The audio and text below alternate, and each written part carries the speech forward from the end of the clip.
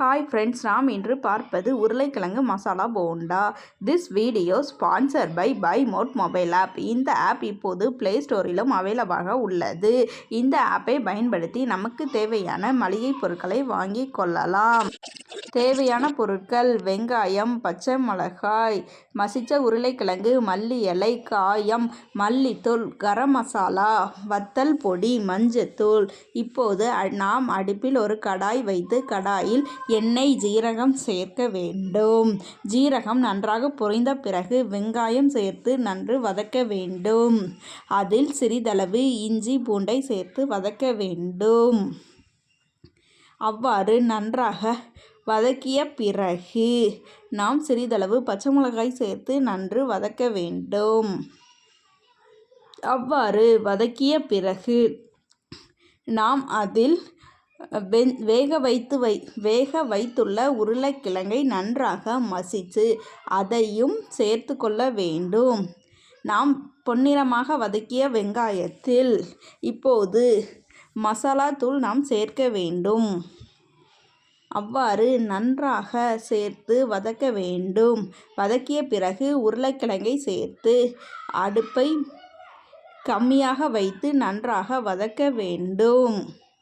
அவ்வாறு உருளைக்கிழங்கை நன்றாக மசாலாவுடன் சேர்த்த பிறகு அதில் சிறிதளவு மல்லி இலையை சேர்த்து நன்றாக வதக்கிய பிறகு நாம் அடுப்பை அணைத்து வைக்க வேண்டும். இதை நன்றாக ஆற வைத்து எடுத்துக்கொள்ள வேண்டும்.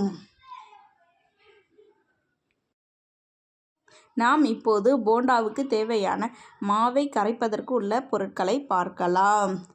2 கப் கடலை மாவு, 1 கப் அரிசி மாவு, சிறிதளவு மஞ்சத்தூள், வத்தல், தேவையான அளவு உப்பு.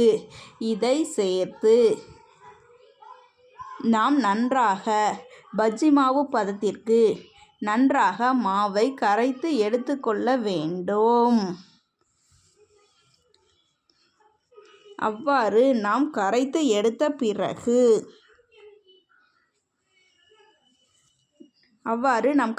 தனியாக எடுத்து வைத்து கொள்ள வேண்டும். இப்போது நாம் வதக்கி வைத்துள்ள உருளைக்கிழங்கு மசாலாவை சிறிதாக உருண்டையாக உருட்டி வைத்து கொள்ள வேண்டும். இப்போது இன்னொரு கடாய் வைத்து அதில் எண்ணெய் ஊற்றி எண்ணெய் நன்றாக காய்ந்த பிறகு உருளைக்கிழங்கை சிறிதாக உருட்டி வைத்துள்ளதை எடுத்து மாவில் நன்றாக முக்கி நாம் அடுப்பில் போட்டு பொரித்து எடுக்க வேண்டும். அவ்வாறு நாம் பொரித்து எடுத்தால் நமக்கு தேவையான உருளைக்கிழங்கு மசாலா போண்டா ரெடி.